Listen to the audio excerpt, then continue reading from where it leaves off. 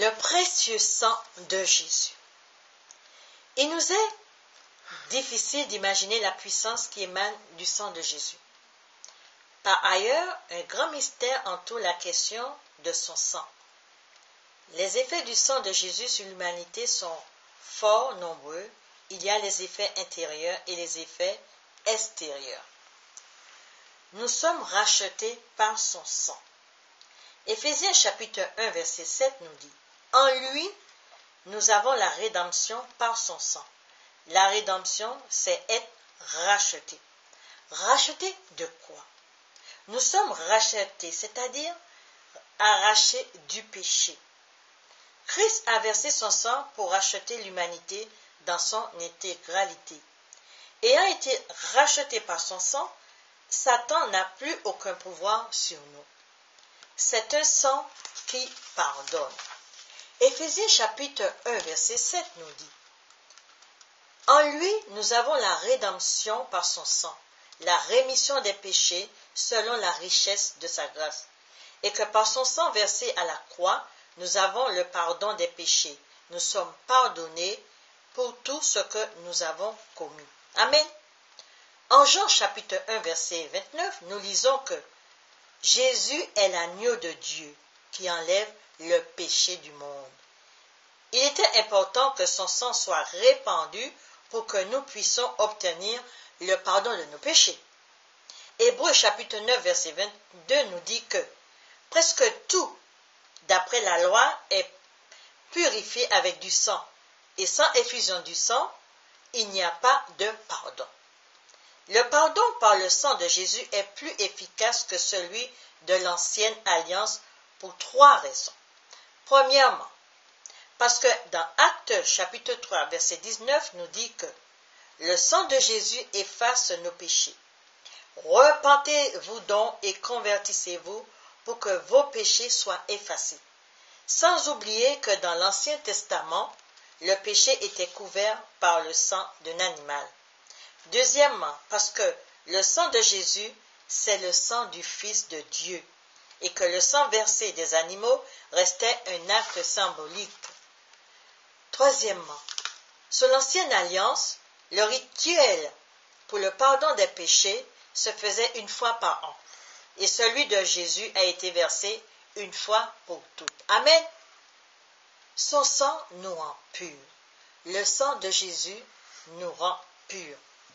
1 Jean chapitre 1 verset 7 nous dit « Mais si nous marchons dans la lumière, comme lui il est lui-même dans la lumière, le sang de Jésus nous purifie de tout péché. » La puissance purificatrice du sang de Jésus est extraordinaire, puisqu'il est question ici de purifier tous les péchés que nous avons commis.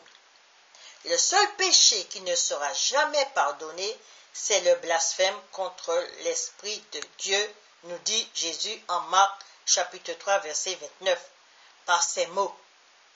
Mais quiconque blasphémera contre le Saint-Esprit n'obtiendra jamais de pardon, il est coupable d'un péché éternel. Alléluia! Le sang de Jésus nous purifie de tous nos péchés. Mais en plus, il brise toutes nos chaînes, tous nos liens, nous guérit de nos maladies et nous libère de la malédiction. C'est le sang de Jésus qui nous purifie. C'est le sang de Jésus qui nous guérit, qui nous restaure et nous régénère. Nous sommes justifiés par son sang. Romains chapitre 5 verset 9 nous dit « À bien plus forte raison, maintenant que nous sommes justifiés par son sang, serons-nous sauvés par lui de la colère. » Il s'agit là de la colère liée au jugement de Dieu. Dieu nous a prouvé son amour en laissant son Fils unique mourir à notre place afin que nous soyons sauvés. Cependant, il ne faut pas penser que parce que nous avons été déclarés justes et penser que nous pouvons continuer à pécher comme par le passé, nous devons rester dans l'obéissance à Jésus. Amen. Nous devons rester dans l'obéissance. Alléluia. C'est le sang de l'alliance nouvelle et durable. Selon Colossiens 1, chapitre 19, Dieu a voulu que toute plénitude habitât en lui.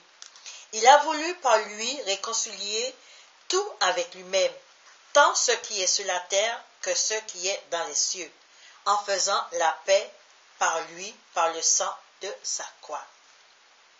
Dieu a rétabli la communion entre lui et sa création par Jésus. Nous devons mettre le sang de Jésus sur nos vies.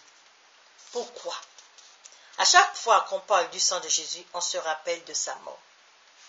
Les passages bibliques nous parlent du sang de Jésus en faisant appel au souvenir de sa mort.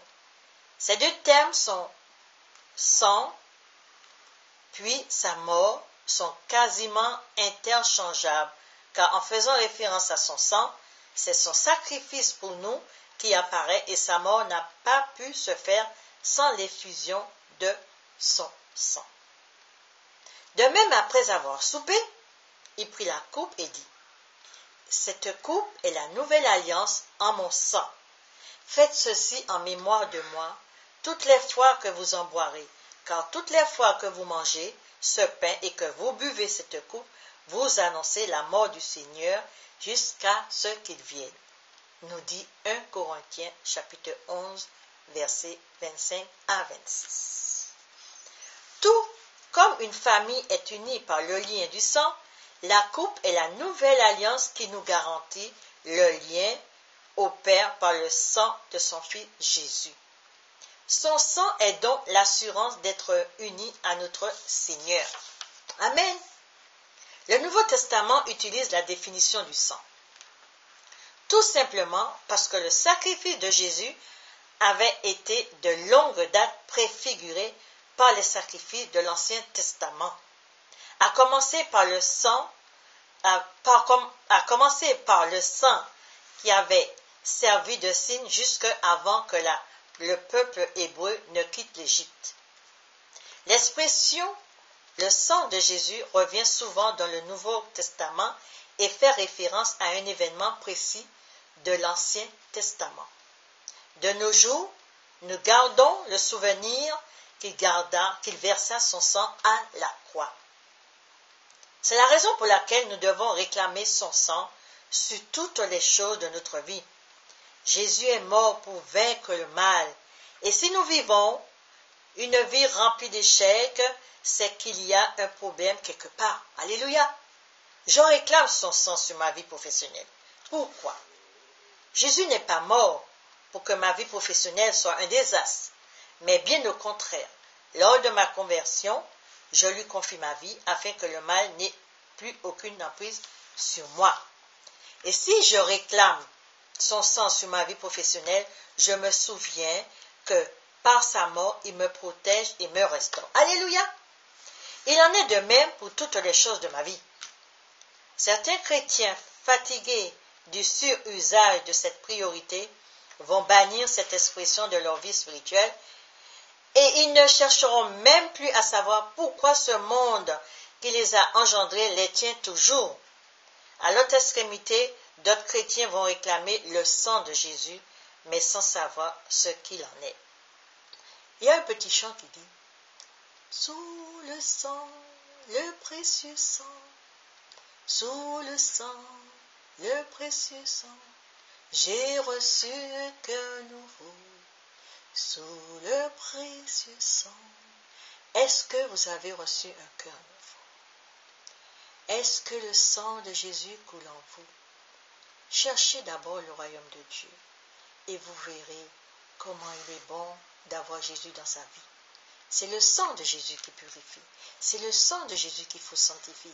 C'est le sang de Jésus qui guérit. C'est le sang de Jésus qui délivre. Réclamez le sang de Jésus sur vous et invoquez le nom de Jésus dans votre vie. Soyez bénis. Rose bénie, évangélisation.